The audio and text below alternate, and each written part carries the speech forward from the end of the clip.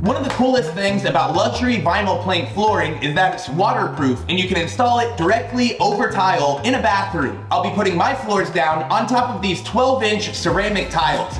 It's important to use a scrap board and a saw, like a pull saw, to cut your door jambs to the correct length. That way the new vinyl flooring can slide underneath.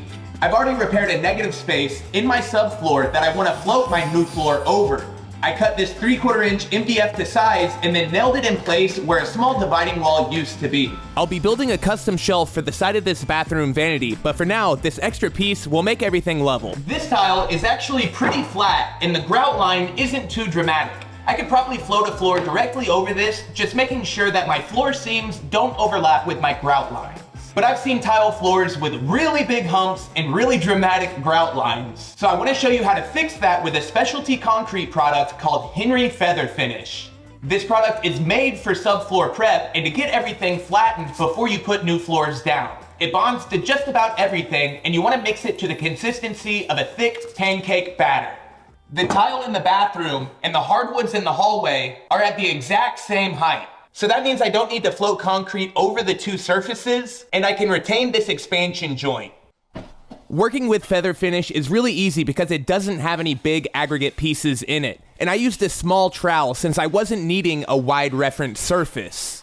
First, I loaded up the grout lines to make sure that I had plenty of concrete in there making good contact. Then, I used the trowel basically like a squeegee. I want to make sure that I fill all of my low spots, but I don't want to build high spots that I'm going to have to sand down too much later. As you work with the Feather Finish, keep mixing it up in your tub, that way it doesn't set on you and dry faster than it would if you kept it moving. After I applied all of my concrete, I came back and I did a second pass to remove any excess. I let everything dry overnight and then I came back with 80 grit sandpaper on my random orbit sander to flatten any high spots out, making sure that I didn't create divots. We're just taking care of high spots and imperfections. Our flooring prep is now complete and it's time for our first piece.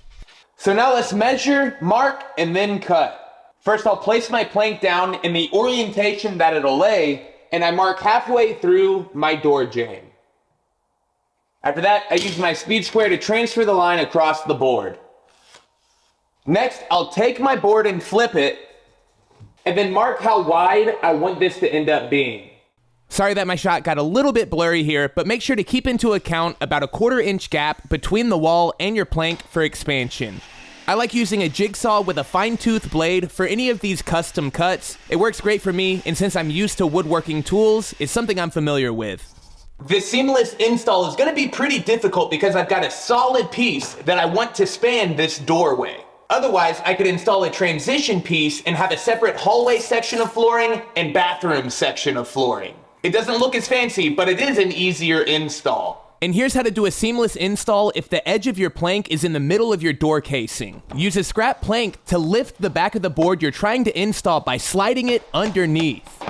That closed up. Now we'll get the middle. I need to press it down quite a bit. We got it. Now we can pull this away and everything should lay flat. Super pro! And pro tip, it's way easier to install flooring in a doorway if there's a seam between planks in the actual doorway. That way you can take a plank, lock in the edge, and then slide it in place under the door jamb before you do the same thing on the other side. You could get lucky with the flooring you have, sliding this piece in place underneath the door jamb, but I need to raise this edge of the board to get my tongue and groove locked together. To do this, I'm going to quickly remove one side of this door casing. First, I'll put 3 screws into it. These will be our positioning screws that we'll utilize to line everything up later. It's important you double check that everything's clean, and then we can put our pieces together. And check this out, I can now lift the back of the board and get a super tight seam. Next, I'll grab my pull bar and my mallet and knock this board in place. I could have avoided this by cutting about a 1/2 inch off the bottom of the door casings, but this is going to give me a cleaner look in the end. It turned out the nails in the door casing stayed straight, so I just put them right back into the same holes to align everything. But if your nails bend and you need to shear them off, this is where you could use the alignment screws that I showed you how to set up earlier. Just line everything up by eye and then use these screws to shift everything back into position. Then you can come back with a nailer to lock this casing in and then remove the screws. And from there, a little bit of putty and paint makes this invisible. The expansion gap between the two types of flooring underneath almost lined right up with the edge of my new planks, but I was lucky that they were off center by about 3/4 of an inch. There you go, and you know when they get locked together like that. And make a habit of always tapping the edge of each row. And make sure you also retain an expansion gap around your vanity if you're not taking it out and reinstalling. And I'll just come back with a little bit of trim. The tools required for installing vinyl are really simple. You just need a good mallet. Something that's got a hard side and a softer side is really convenient. A tapping block for the edges and the ends of your boards, and then a pull bar so that you can work against walls and obstacles. Oh, and don't forget your spacers because you want an 1/8 to 1/4 inch gap around everything. Each time I tap the end to get it against the spacer, and then I go along the edge to make sure that this joint is as strong as possible.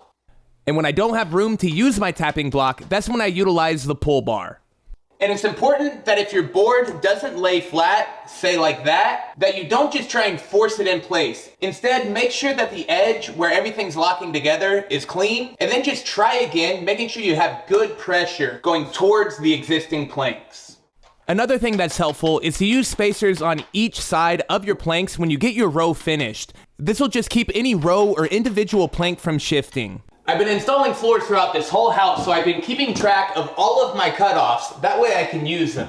I think this one will go here and look great. And then I can cut a little bit off of this one to finish out the row. In fact, this marking is really recognizable, so getting rid of it is something that I'm into. To mark this piece, I'm actually gonna flip it upside down and then have about a 1/4 inch gap from the wall. After that, I'll mark it where I wanna cut, and then I'll use a sharp utility knife and my speed square to score it and then snap it.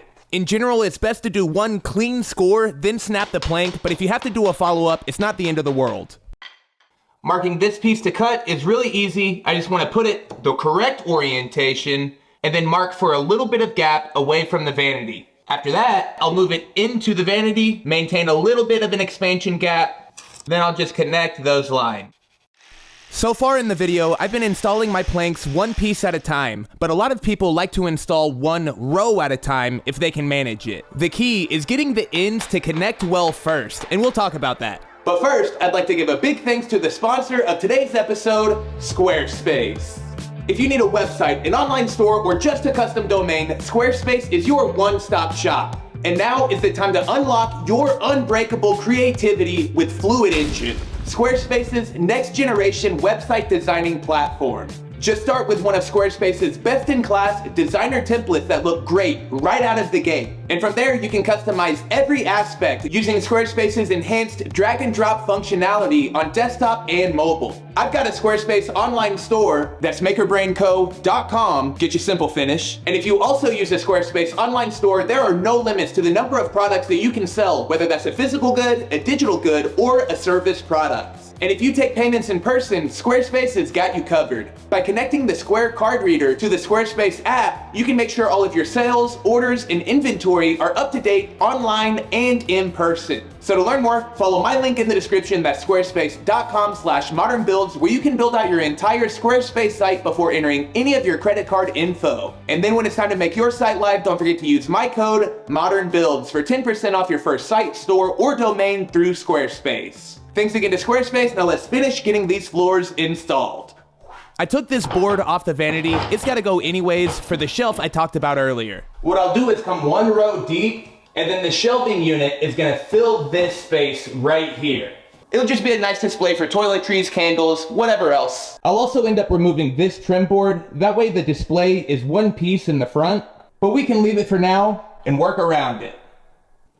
I didn't have a scrap piece that was an appropriate size, so what I'm gonna do is take a new piece, flip it to the reverse orientation, and then line it up with a 1/4 inch expansion gap. Next, I'll mark it, I'll line up my speed square and I'll score it, making sure I do it in one pass with good downward force. And it's that easy.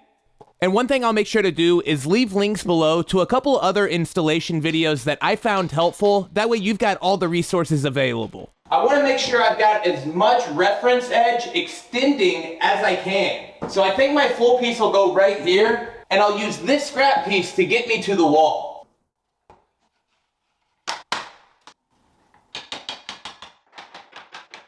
Now I'm going to check everything with a straight edge. I'm going to reference this part of the floors, which I know is straight, and see if this part is in plane. There's actually a tiny bit of gap, and now that looks really good. And to make sure this doesn't move, I grabbed a scrap piece of vinyl and I screwed it down as a backer board, that way I can push against it. I know I want my next row to end right here, so what I'm going to do is reverse my plank and then make a mark where I want to cut it. But first, I'm going to change my utility knife blade. I've been using this for a while, and a dull blade will make a huge difference. For the price, it's really hard to beat the classic utility knife, especially since they carry extra blades in them. I see a lot of videos where people break these over their knee, which you totally can do. Hiya! And a lot of times it comes out super clean, but I've gotten more bad breaks by doing that than snapping off the plank using the floor as a fulcrum, or whatever the right word is. At this point in the project, I started using these blue spacers from Amazon. I think it's a 40-pack. I also kept 8 packs of flooring open during this whole house installation. That way I made sure I had plenty of pieces to mix and match. And I'm using this Modin line of LVP flooring by Flooret. And I'll make sure and leave a link down below. They were also nice enough to hook it up with an affiliate discount code below. Big thanks. And I could not recommend a good set of knee pads more. If you're putting down floors for more than an afternoon, your knees will be killing you by the time you're done. Coming up on this row, we've got to deal with a toilet flange. I want to take a little bit off of this end just to shift this seam a couple of inches. So we'll do that really quick. And this is the cool part about not breaking over your knee. You can even do a really small section and get a really clean break. And don't forget to save these leftovers. They come in handy. We're going to need to cut around this flange, but first, we're going to mark this to length. Flip your board, mark it.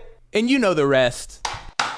Because I just had a small amount of this board overlapping with the flange, I was able to trace it by eye and cut it with the jigsaw, making sure to leave a little bit of room for expansion around the actual flange.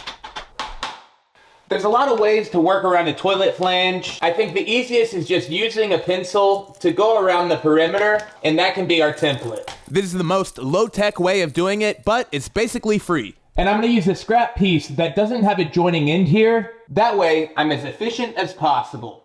By putting down that piece of paper on top of my plank, I can now see what the outline of the flange would be. That way I can cut it away with the jigsaw. And vinyl's a lot like woodworking. Remember, you can always cut more of your board away, but you can't put more back on. If you've got to go back and do a second pass making adjustments, that's no worries, and it's way better than being wasteful.